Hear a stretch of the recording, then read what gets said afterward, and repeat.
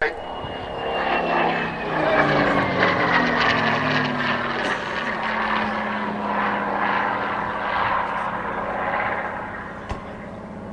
is as thin and narrow as it can be, towards the root thicker and wider to accommodate machine guns and the retractable undercarriage.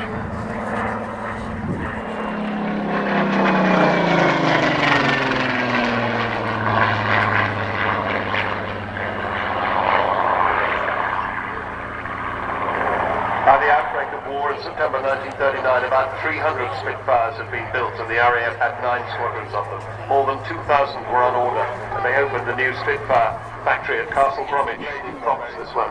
As I said, the engine, 37 litres instead of 27. A huge advance. This was the final photographic reconnaissance version. And as it pulls away, place is taken by the Lancaster.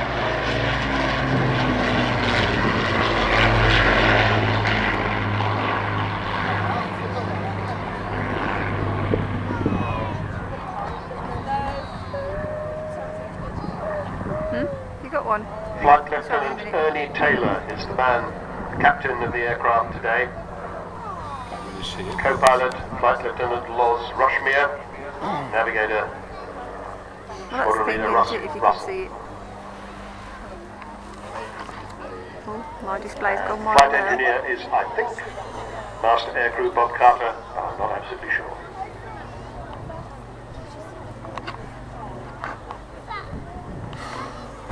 This is an Avro Lancaster Mark I.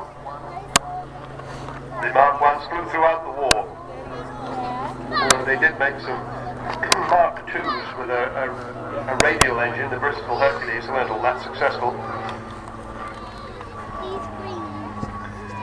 But then they began to get Packard Merlins as opposed to Rolls-Royce Merlins, same engine but made in America, and they were able to put the Mark I Lancasters back into production. Probably the most successful then heavy bomber of the war.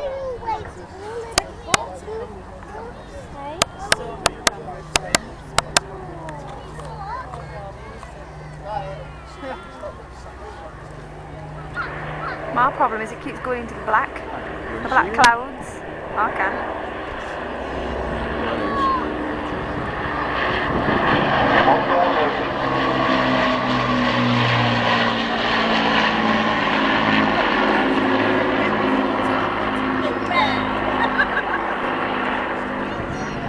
And that huge bomb bay that we see with the bomb doors open there.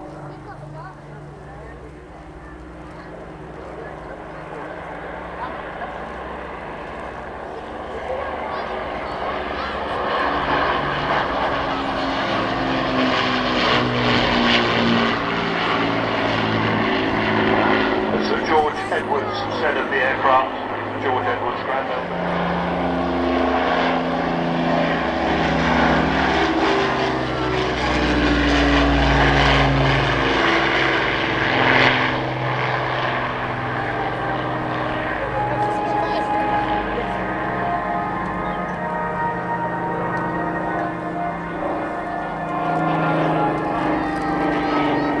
Here comes the Spitfire to rejoin the mothership.